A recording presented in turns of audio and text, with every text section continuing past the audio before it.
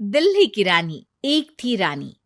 क्योंकि राजा की मौत एक हादसे में हो गई थी, रानी को ही राज्य संभालना पड़ रहा था।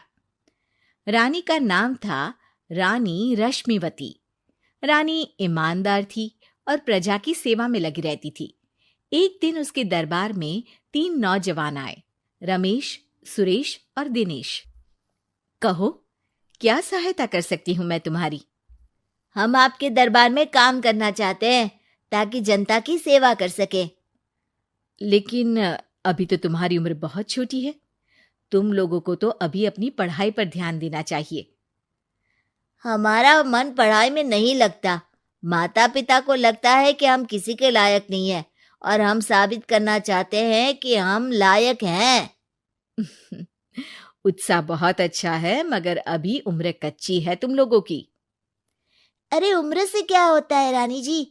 शास्त्रों में लिखा है कभी किसी के ज्ञान को उसकी उम्र के आधार पर नहीं देखना चाहिए।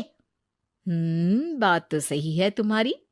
और अगर सच में तुम अगर ये संकल्प करके आए हो कि तुमको यहाँ काम करना है, तो पहले परीक्षा देनी पड़ेगी। 3 परीक्षा, एक शारीरिक परीक्षा, एक बुद्धि की परीक्षा और एक देशभक्ति की परीक्षा। और ये क्या है? वो मंत्री महोदय तुम्हें समझा देंगे। हमारे पास समय नहीं है। अगर तुम लोग तैयार हो तो बताओ। हाँ हाँ, हम तैयार है किसी भी परीक्षा के लिए। मैं भी तैयार हूँ कुछ भी कर गुजरने के लिए। तो ठीक है मंत्री जी, आप इन तीनों की परीक्षा कल से ही शुरू कर दीजिए। जो आ गया रानी साहिबा। अगले दिन से ही तीनों की परीक्षा शुरू हो जाती है।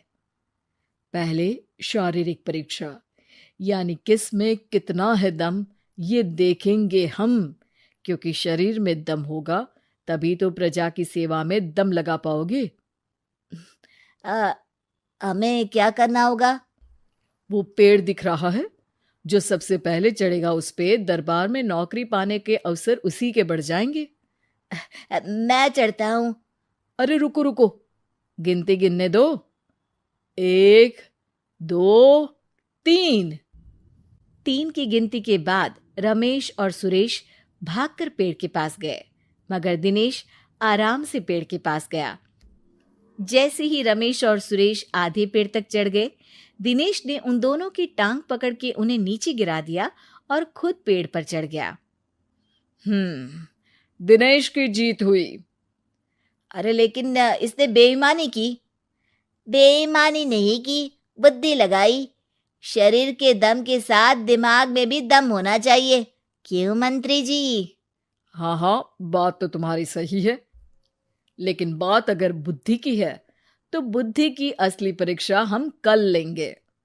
शाम को जाकर मंत्री रानी को सब बता देते हैं। यानी दिनेश उन सब में ज्यादा होशियार है। जी रानी साहिबा। अगले दिन तीनों की बौद्धिक परीक्षा का समय होता है। आज हमें क्या करना है मंत्री जी? थोड़ा सब्र करो, कल जल्दबाजी में ही हारे थे तुम। सही कह रहे हैं मंत्री जी। अरे तू क्यों ज्यादा बोल रहा है? तू भी तो हारा था ना कल। ए दिनेश, ज्यादा होशियार मत बन। अरे अरे अरे, लड़ो मत। आज की परीक्षा पर ध्यान दो। आज की बौद्धिक परीक्षा में ये कुछ बोरे हैं, कुछ में नमक है और कुछ में रुई। जिसको जो ले जाना है उठा लो। देखते हैं कि कौन जल्दी से कोई भी एक बोरा नदी के उस पार लेकर जाता है। समय शुरू होता है अब। तीनों बोरों की तरफ बढ़ते हैं।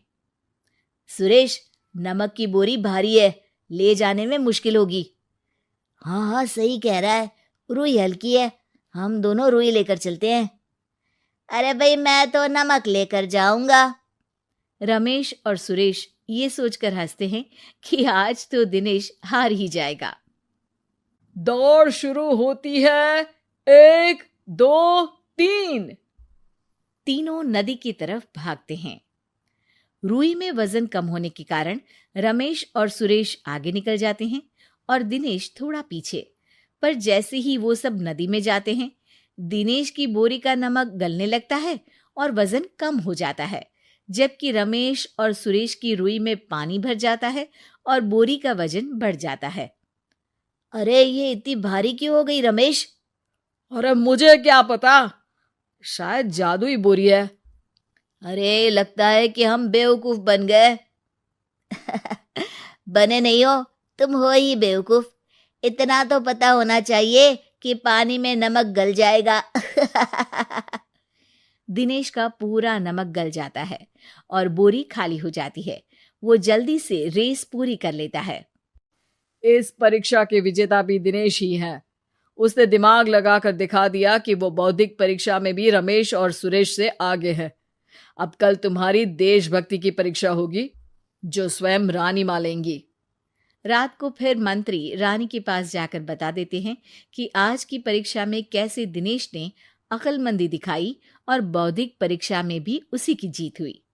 अरे वाह, दिनेश तो हमारे बहुत काम आ सकता है। हम उत्साहित हैं कल की परीक्षा के लिए।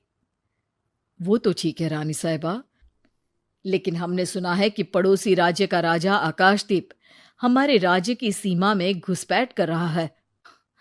ये तो चिंता की बात है। हमें जल्द ही कुछ करना चाहिए। अगले दिन रमेश, सुरेश और दिनेश अपनी आखिरी देशभक्ति की परीक्षा के लिए दरबार में आते हैं। प्रणाम रानी साहिबा। नमस्कार रानी जी। प्रणाम रानी माँ। हमने तुम्हारी परीक्षा पर गौर किया। दिनेश आगे हैं। हम तुम तीनों में से किसी दो को ही दरबार में काम दे सकते हैं। किसी एक को आज जाना होगा। तो देशभक्ति की परीक्षा के लिए तैयार हो? पूरी तरह से। मैं तीनों से एक ही सवाल करूंगी। जिसका जवाब सबसे सही लगेगा उसे तो नौकरी मिल ही जाएगी। फिर दूसरे सबसे सही जवाब देने वाले को भी काम मिलेगा। आप लोगों का समय शुरू होता है अब। ज्यादा सोचने का समय नहीं होगा। जो मन में पहली बात आए उसका जवाब दे। तो सवाल यह है कि तुम इस मिट्टी के लिए क्या कर सकते हो? मैं इस मिट्टी को साफ रखूंगा। यहाँ के लोगों के भोजन की कमी को मैं पूरी करूंगा। मैं यहाँ के लोगों को गले लगा लगा के उनको खुशी दूंगा रानी माँ, और गरीबों के लिए घर बनवाऊंगा। मैं इस मिट्टी के लिए किसी की जान भी ले सकता हूँ रानी माँ। मंत्री, दिनेश को एक तलवार दो। जी रानी जी। दिनेश, पड़ोसी राज आकाशदीप की जान तुम्हारे हाथ में है। जाओ, अपना काम पूरा करो। आज रात को तुम उस पर हमला करोगे जब वो सो रहा होगा। दिनेश वहां से चला जाता है। रानी माँ, ये आपने क्या किया? अभी किया नहीं है मंत्री जी। आप आकाशदीप को संदेशा भिजवाओ कि पड़ोसी देश का एक कातिल रात को उन पे हमला करेगा और दिनेश को पकड़वा दो। अरे, ये आप क्या कह रही हैं? और क्यों कर रही हैं आप ऐसा? राजा को लगेगा कि हमने उसकी मदद की, उसकी जान बचाकर। वो हमारे राज्य का पीछा छोड़ देगा और हमारा एहसानमंद हो जाएगा। और दिनेश का क्या होगा? इस राज्य को दिनेश जैसे शातिर और लड़ाकू लोगों से ज्यादा जरूरत है, ऐसे लोगों की जो लोगों को खाना खिलाने की और खुश करने की बात करे। और ये गुण सुरेश और रमेश में है। इन्हें नौकरी दे दो। दिनेश बहुत चतुराई से नौकरी हड़पना चाहता था, जिसके लिए उसने रमेश और सुरेश जैसे दोस्तों का भी नुकसान किया। पर रानी ज्यादा चतुर निकली। उसने एक तीर से दो निशाने लगाए। दिनेश जैसे खूंखार युवक को राज्य से बाहर करवा दिया और पड़ोसी राजा आकाशदीप को अपना एहसानमंद कर लिया। पूरा दरबार रानी की जय जयकार कर रहा था।